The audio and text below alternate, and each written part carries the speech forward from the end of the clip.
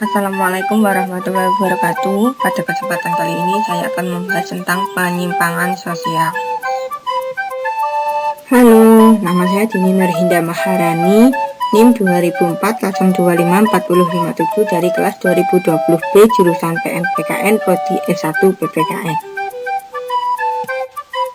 Nah, apa saja yang kita bahas tentang penyimpangan sosial pada kesempatan kali ini? Yaitu pengertian penyimpangan sosial, penyebab penyimpangan sosial, ciri-ciri penyimpangan sosial, faktor penyimpangan sosial, bentuk-bentuk penyimpangan sosial, jenis-jenis penyimpangan sosial, penggalangan perilaku penyimpangan sosial, pencegahan penyimpangan sosial. Pengertian penyimpangan sosial. Apa sih penyimpangan sosial itu? Penyimpangan sosial atau perilaku menyimpang adalah setiap tindakan atau tingkah laku yang tidak sesuai dengan norma-norma dalam masyarakat. Sedangkan pelaku yang melakukan penyimpangan itu disebut devian. Menurut Buxtehude, perilaku menyimpang merupakan setiap perilaku yang tidak berhasil menyesuaikan diri dengan kehendak-kehendak masyarakat atau kelompok tertentu dalam masyarakat. Lalu, apa sih penyebab penyimpangan sosial? Menurut Wilnes, sebab-sebab penyimpangan atau kejahatan dibagi menjadi dua, yaitu faktor subjektif adalah faktor yang berasal dari seseorang itu sendiri, sifat pembawaan yang dibawa sejak lahir. Yang kedua, faktor objektif adalah faktor yang berasal dari luar atau lingkungan, misalnya keadaan rumah tangga seperti hubungan antara orang tua dan anak yang tidak serasi. Nah, dari faktor objektif memiliki beberapa macam. Berikut macam faktor objektif. Yang pertama, ketidaksanggupan menyerap norma-norma kebudayaan. Yang kedua, proses belajar yang menyimpang. Yang ketiga, ketegangan antara kebudayaan dan struktur sosial. Yang keempat, ikatan sosial yang berlainan. Dan yang terakhir, akibat proses sosialisasi nilai-nilai subkebudayaan yang menyimpang. Penyimpangan sosial juga memiliki ciri-ciri loh. Ciri-ciri penyimpangan sosial antara lain, penyimpangan harus dapat didefinisikan, penyimpangan bisa diterima, bisa juga ditolak, penyimpangan relatif dan penyimpangan mutlak, penyimpangan terhadap budaya nyata atau budaya ideal, penyimpangan terhadap norma-norma penghindaran dalam penyimpangan, penyimpangan sosial bersifat adaptif atau menyesuaikan. Lalu, apa sih faktor-faktor penyebab penyimpangan sosial? Yang pertama, faktor dari dalam, intelijensi atau tingkat kecerdasan, usia, jenis kelamin, dan kedudukan seorang dalam keluarga. Misalnya, seseorang yang tidak normal dan pertambahan usia. Yang kedua, faktor dari luar, kehidupan rumah tangga atau keluarga, pendidikan di sekolah, pergaulan, dan media sosial. Misalnya, seorang anak yang sering melihat orang tuanya bertengkar dapat melarikan diri pada obat-obatan atau narkoba.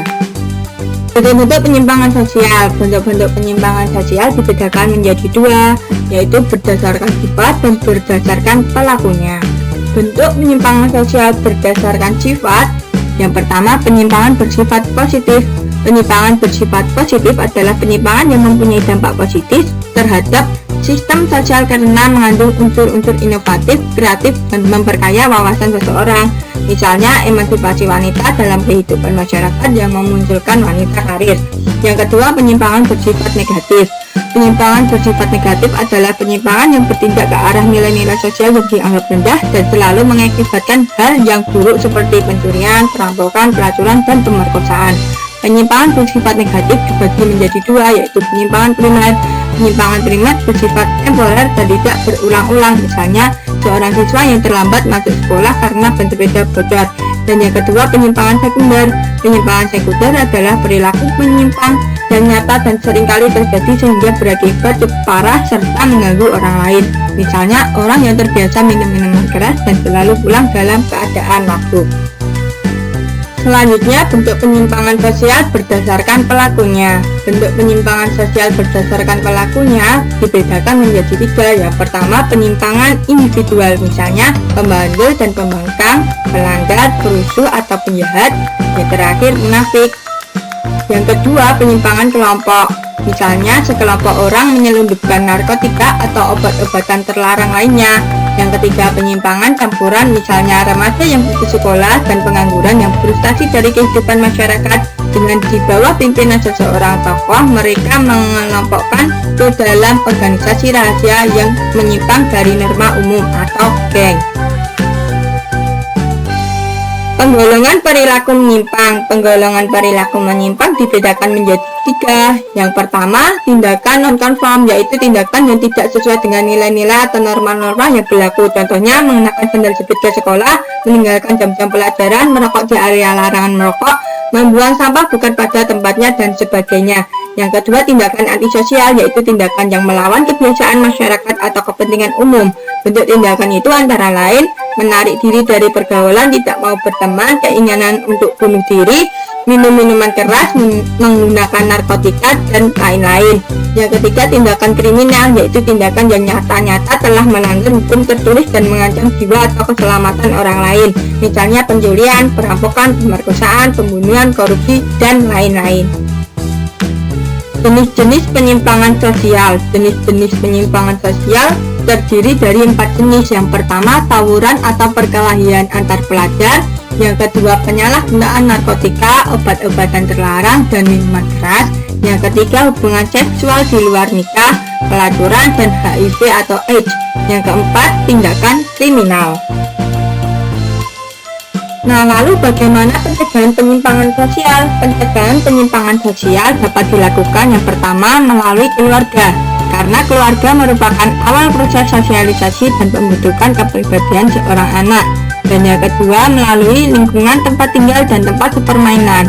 Lingkungan tempat tinggal juga dapat mempengaruhi kepribadian seseorang untuk melakukan penyimpangan sosial. Seseorang yang tinggal dalam lingkungan tempat tinggal yang baik, warganya taat dan melakukan ibadah agama dan melakukan perbuatan-perbuatan yang baik, maka keadaan ini akan mempengaruhi kepribadian seseorang menjadi baik, sehingga terhindar dari penyimpangan sosial, dan begitu juga sebaliknya. Dan yang ketiga, melalui media massa, baik cetak maupun elektronik, merupakan suatu wadah sosialisasi yang dapat mempengaruhi. Begitulah pembahasan tentang penyimpangan sosial. Terima kasih dan sampai jumpa di lain waktu. Wassalamualaikum warahmatullahi wabarakatuh.